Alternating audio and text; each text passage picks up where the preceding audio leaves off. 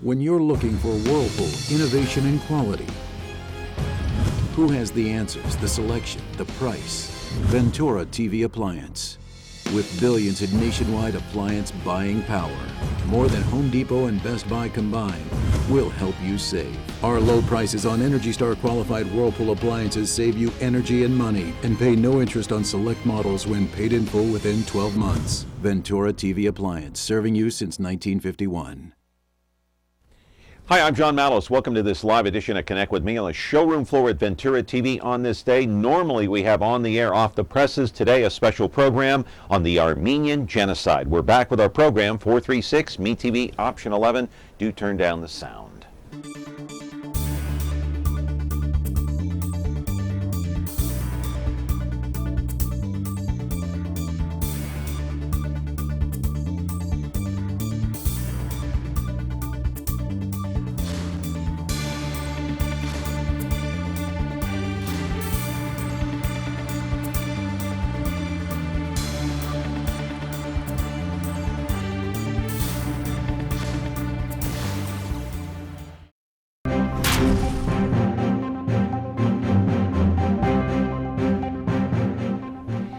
As mentioned a moment ago, usually on a Monday we have On the Air Off the Presses. It's a media day and we talk to somebody either from the Fresno Bee or a radio or a TV station. But not today. We're talking about the Armenian Genocide. April 24th is the 99th anniversary. This took place 1915 to 1923, where 1.5 million Armenians were slaughtered during that genocide. I want to caution you now, warn you about this first photo that we're going to put up. In fact, a couple of them. Let's put that first one up. Very graphic in nature. Get the kids out of the room. There were many stories of courage that came out of the genocide, including that of Gomidas, an Armenian priest who was also a musician, a singer by nature, who was driven to madness during the course of his life, his later years, after witnessing the horrors of it all like that. His full story, well documented in a short film called Music to the Madness. There it is, playing at the Tower Theater. The first showing was earlier today at 2:30. The second showing going on right now. It started at 7 o'clock at the Tower Theater.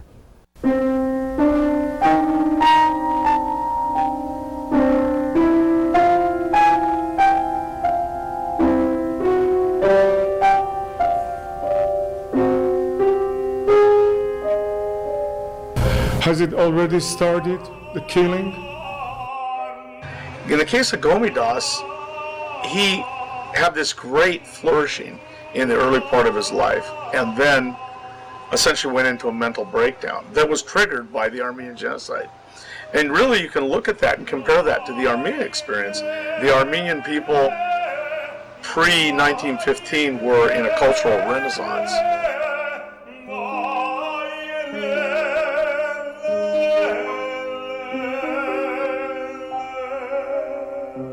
The Armenian culture was flourishing, and then 1915 came and it completely cut it.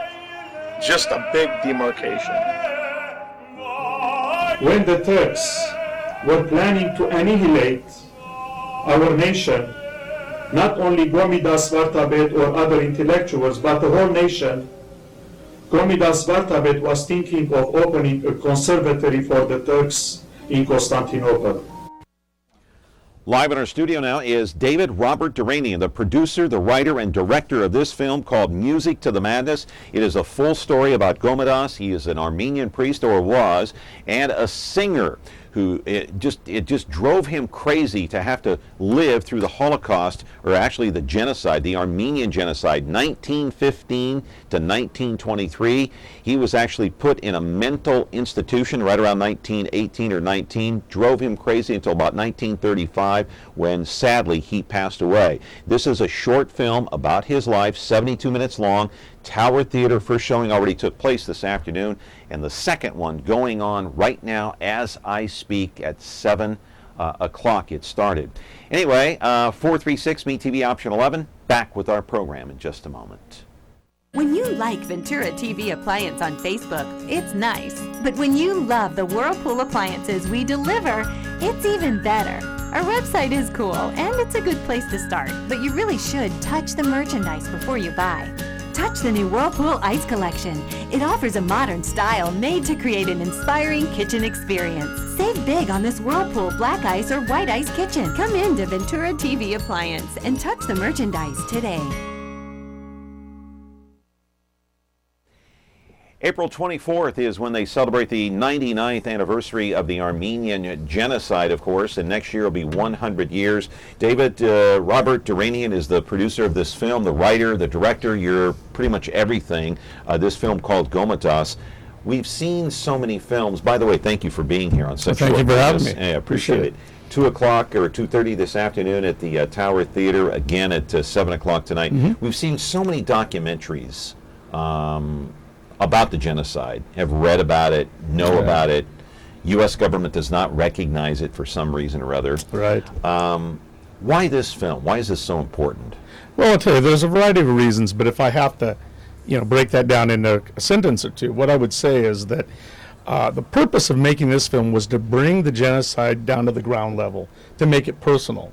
And I think so often, as you mentioned, a number of great films that have come out on the Armenian genocide and other genocides, but typically genocide is treated almost as a statistic. 1.5 million Armenians killed, 6 million Jews killed, however many Darfuri there are currently being killed right now.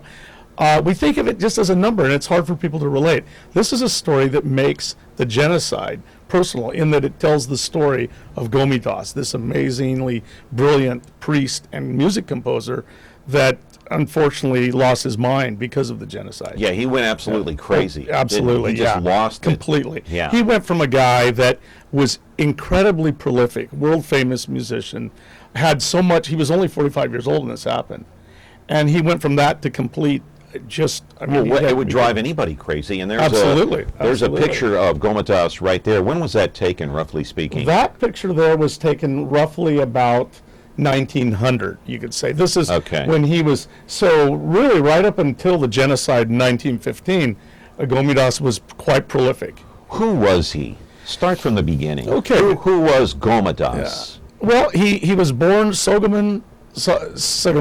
Okay, that was his birth name. Now, he was a young boy that lost his mother when he was 1 year old, and he lost his father later when he was 11 years old.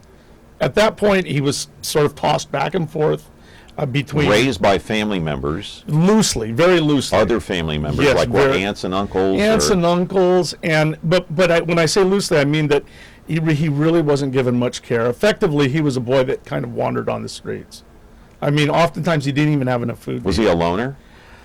He was a loner in the sense that out of necessity, right? When you you effectively have no family. You have no family. Right. Yeah. It's just, but here was the thing about Gomidas, which distinguished him early on, and that was that he had an amazing voice.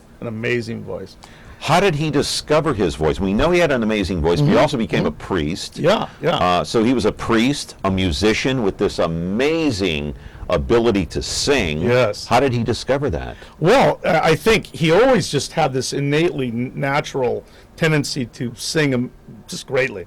But what happened was there was a priest that was in the town where Gomidas lived. That was in a town by the name of Kütahya, in Turkey, actually, almost very close to Istanbul of today. Okay. All right. And this priest heard him sing. He heard him sing, and the priest said, "You know what? I'm going to take you to the Holy See of Echmiadzin in Armenia." Okay, that's the Rome of Armenia, Echmiadzin, and it's about 1,500 miles from where Gomidas was discovered. He took him to Echmiadzin. Now, this is the interesting point. Gomidas, because he lived really in Turkey, near Istanbul, he could not speak Armenian. He could only speak Turkish. And part of that was because the Turkish government at the time made it very difficult for Armenians to speak Armenian. They didn't like people to not speak Turkish. So here he comes in front of, essentially the Armenian Pope, if you will. And the Armenian Pope, the Catholicos we call him, said, but he can't even speak Armenian. And the priest said, yes, but he can sing. Right, and he was born in 1869, which means at the time of the genocide hit in 1915, he was roughly, 45, 46 years old? Right. Okay, so he went through the genocide, and how did he get involved in the genocide? What happened? Well, How did he get caught up in that death march? yes, a very good question. Essentially, Gomidas and approximately 250 other leading Armenian intellectuals of the day. And he was one of them. He was one of them. Basically, Turkish government had singled these guys out. They had agents looking to find out who these thought leaders were, and they arrested them. They arrested them on April 24th, 1915, which is why the Armenians worldwide today And at commemorate that time, day. he was a priest? He was a priest and a very famous music composer. Right, so Yeah. he was both at that time. He'd already come into his own at the age of 45. Hugely, yes. Prime of his life. Yes. And he was pretty normal. I do want to show another clip of Gomidos. This film, 72 minutes long, will play at the Tower Theater today at 2:30, 7 o'clock again tonight. A significant historical film about a man who went crazy just witnessing and being a part of the Armenian genocide. One more clip. Let's take a look. And it was these songs that he so carefully wrote down for the future. That he had to create something else to further enhance the Armenian church and its music. His music, his singing, that connected him to people. He must have been a very sensitive, deep person to penetrate the very emotions of human feelings. There's growing unrest all the time. Margaret Babayan was the mother that he had lost very early on, the sister that he didn't have, the wife that he couldn't have because he was a celibate priest. Look there. Did you see him? The gendarme is hiding. They're hiding in wait for us. That they would just be sitting together thinking about how they could kill somebody and what it would be like. They were all snuffed out.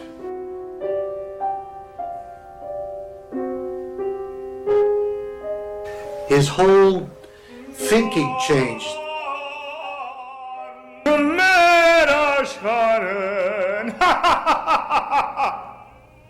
Armenian people adopted him as their beloved son. When these people started to be massacred and on a massive scale, that trauma was too much for him. That is, of course, a short clip of the film, 72 minutes long, Gomidas. He suffered through the Armenian genocide. That film will be shown at the Tower Theater at 2:30 today and at 7:30. We're talking with David Robert Deranian, and he is the writer, the producer. He did everything on this film. And we're going to continue our conversation. If you want to call in, 436-MeTV, option 11. Do call in, do turn down the sound. We're back in a moment.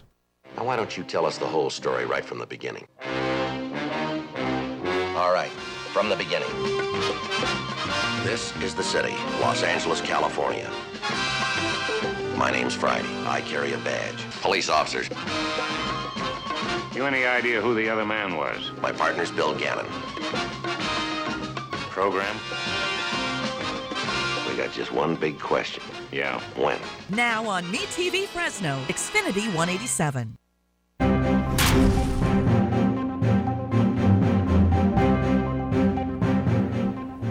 Some powerful images in that film, Gomidas, a man who suffered through the Armenian genocide. And, we've seen those pictures before, David, of the people being tortured, being murdered, the bodies all over the place.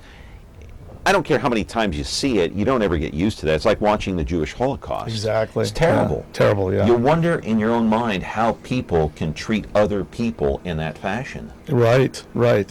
I will tell you, in fact, I was at a recent conference showing the film. This is a Genocide and Holocaust conference, and I spoke with the director of the Holocaust Museum in Washington, D.C. Mm-hmm. He said something very interesting. He said, whenever you have a genocide, you have the perpetrator that is feeling very scared for their existence. Insecure? Insecure would be the is right word? Insecure, absolutely. So Hitler was insecure. Insecure. The Turks were insecure. Turks were insecure. Absolutely. Yes. Yeah, and you wonder why. Well, this is it. I mean, in the They case... had all the power. Why were they feeling insecure? It's perceived. I mean, in the case of the Turks at that time period, they had just lost most of their European provinces.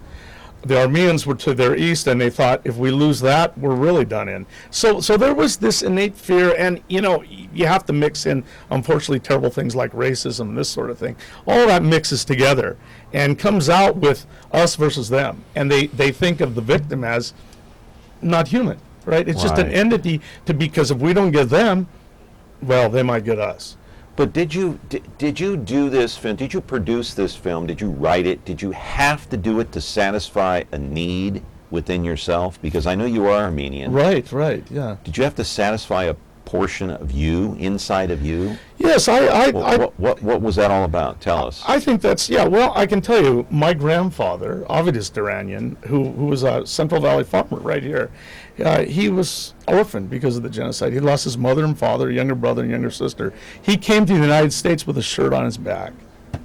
And this is a story that, I mean, you could tell this a million times over. Many of the Armenians that live here right now in Fresno are the descendants of these orphans, basically. Yeah, Little directly children. from the genocide. Absolutely. Yeah. So for me, it was very important to tell this story. And again, I wanted to make this story personal because genocide, you can think of in the case of the Armenians, 1.5 million people killed, but it's 1.5 million murders, individuals. What right? point are you trying to make in the film?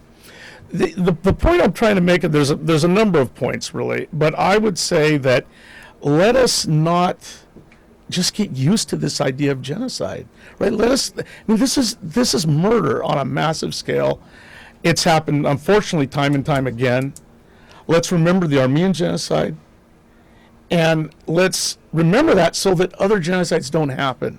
Right. Do you want to see another short clip? Sure. Show another Why short not? clip Why not? of the short film. It's called Gomidas. It's 72 minutes long, shown at the Tower today at 2:30 and at 7 o'clock. Roll it.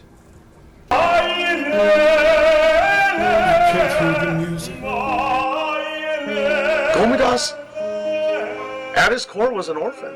He lost his mother when he was very young, like 6 months old. His father, years later, when he was about 11, he was an orphan. He was wandering on the streets, not even enough food to eat.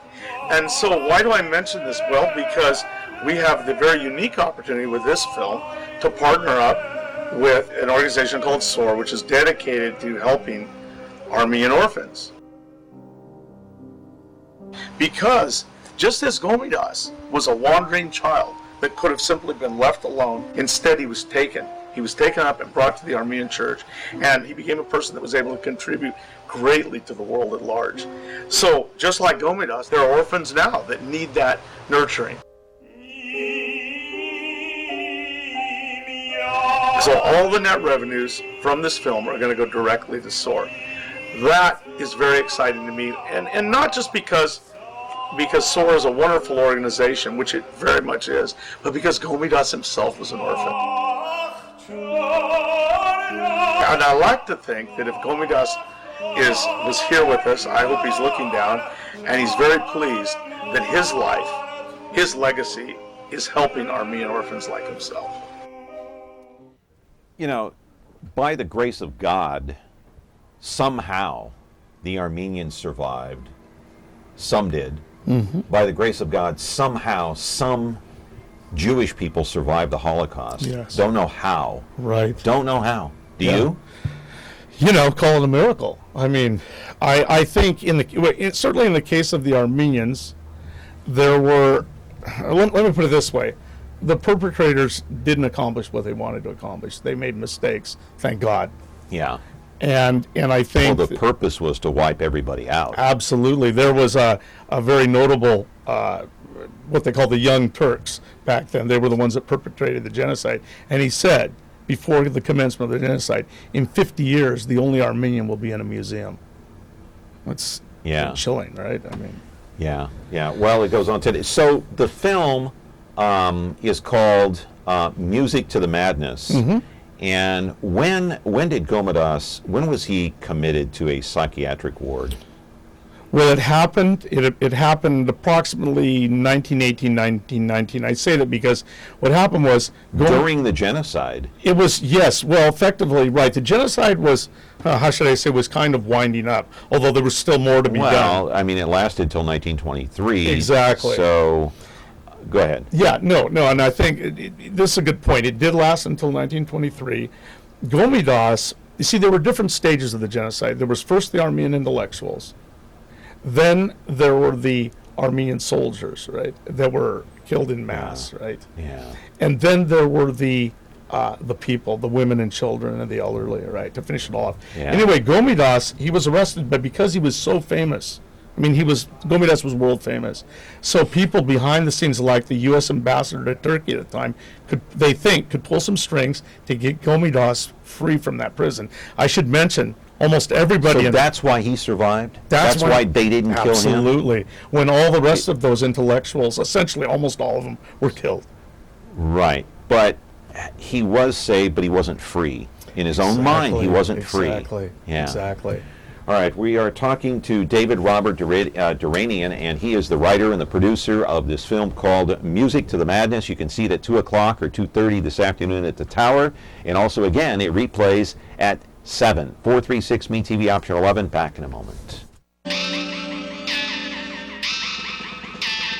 Remember me? After practicing law, Raymond Berg fought crime. You have the right to an attorney. As a hard-boiled detective on wheels. Ain't it the truth? His name is Ironside. Perhaps you wouldn't mind saying it again. His name is Ironside. All right, now you've said it. Nothing slows him down. I want to see this one firsthand. Now on MeTV Fresno, Xfinity 187. Now, what are we waiting for? Music to the Madness, a 72-minute film on Gomidas, and I said before the break that he was not free in his own mind, so he was committed about 1918, so he died in 1935 while he was in a mental institution. Is that correct? Yes, correct. And he was, do you think what killed him was he just went crazy? You know, I've talked with this, one of the people we interview in the film is a leading psychiatrist. She wrote a book, Archaeology of Madness, on Gomidas. And what she says is that she believes Gomidas had post-traumatic stress disorder. Unfortunately... Is that what killed him, do you think? Oh, what killed him? What actually killed him was a physical ailment. He got a blood infection. Okay. But that was a consequence of, just when your mind is gone, right? You can't fight. Exactly. You just wither away. You don't fight it off. You wither away. Exactly. Yeah. And here's the tragedy, John, that here was this man that before he lost his mind was absolutely prolific, was brilliant man. Brilliant. Yeah. And kind-hearted too. There's numerous stories of he just had a very generous spirit. Now, where did he die? He died in Paris. He died in Paris at a sanitarium, insane asylum, essentially. Right, pretty amazing. We have a photo gallery I want to put up before we lose time here. Won't be able to show it. It is an incredible photo gallery that we put together. What are we looking at here, David? So we're looking at here at Gomidas with one of his friends, an intellectual. This would have Gomidas is on the left or right? Gomidas is on the right. Okay. And he would have been this picture, not to be exact about it, but in general this picture is likely right before the arrest. Okay, so in Turkey, right? In Turkey, and listen, the Armenians knew things were up. They knew things were coming down, but they just didn't. And this is that's taken right around 1915 there. Yeah. There's another one here. What's this? Let's see. Oh, there's Gomidas. Oh, this was when Gomidas. I would say this was Gomidas. Where is he in the photo here? He's judging from the other priest, I would say he's in Armenia proper, probably at Echmiadzin. Right, and these are some of his fellow priests. But is he screen left or right here? He's screen left. He's far left. Far left with the beard. With the beard. And you can see. Look at how he's animated in this picture. He was people loved being around Gomidas. He had lots of friends. Is that him in the center? That's him in the center. That's Gomidas in the center with two priests. And he took his priesthood very seriously, but he also took music very seriously. He was an amazing guy. And look at him there, just brilliant. Yeah, again, he's sitting at the piano there. Mm-hmm. This likely was in Paris, actually. So he traveled around quite a bit. He was in Europe quite a bit, in Egypt as well, and throughout Turkey. I would imagine in those days, you travel by what? Going from Turkey to Europe to wherever else. How did they travel there? One would imagine it would be train and by coach probably. Could be. Ship even to some extent. Ships. I know. Yeah. So it was. It wasn't easy in those days. No, it wasn't. Travel back and forth. Yeah. It probably in some cases took weeks. Right. Weeks. Right.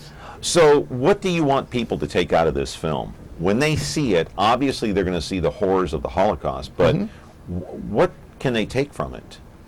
I think, something that they don't already know. Right. There's a lot that could be said here, but I think if there's one thing I would say, and that would be this, that let's not forget that genocide is murder on a massive scale. It's not a statistic. Genocide is personal. And what do you want them to know besides what they already know about the genocide, that it took place, that the Turks killed the Armenians, 1.5 million? We all know the basics. In this film, after you watch it, what do you want people to walk out of the tower and think, wow, I learned something new today, which is what? Sure. Well, I think you could say the details. Now, and when I mention the details, just how sinister the genocide was in terms of how it was planned, how it affected. Precise. I mean, they didn't just, massive kill. They planned it out, right? For example, you take out the leaders, the intellectuals, precisely to cut the head off the people, right? So they're leaderless, right? And then you can finish off the rest. The details are sinister, and this film shows it all.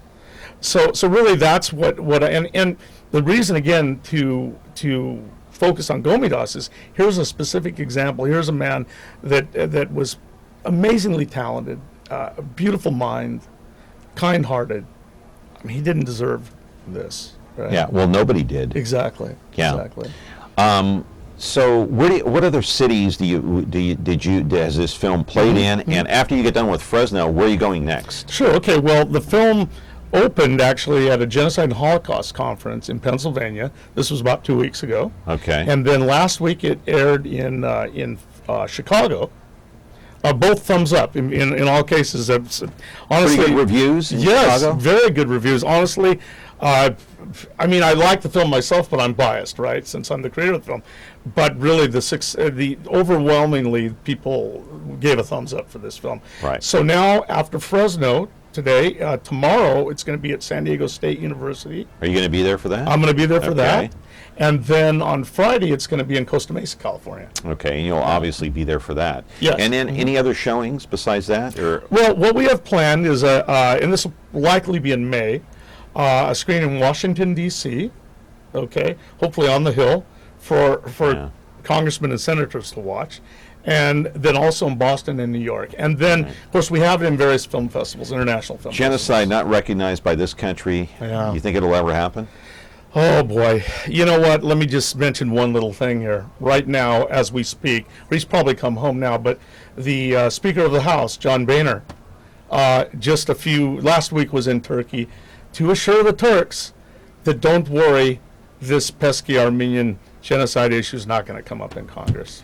Sorry to hear that. Yeah, it's unfortunate. All right, David, good to see you. Thanks for very much, coming in. Sean. Good luck with the film. Great, thank you. All right, David Robert Deranian. He is the writer, the producer of this film called Music to the Madness at the Tower Theater, 2:30 today, and at 7 o'clock again, a 72-minute documentary on Gomidas, the man who survived but then went crazy after witnessing the Armenian genocide. Back with another show here on Connect with Me on MeTV Fresno tomorrow. Have a great day.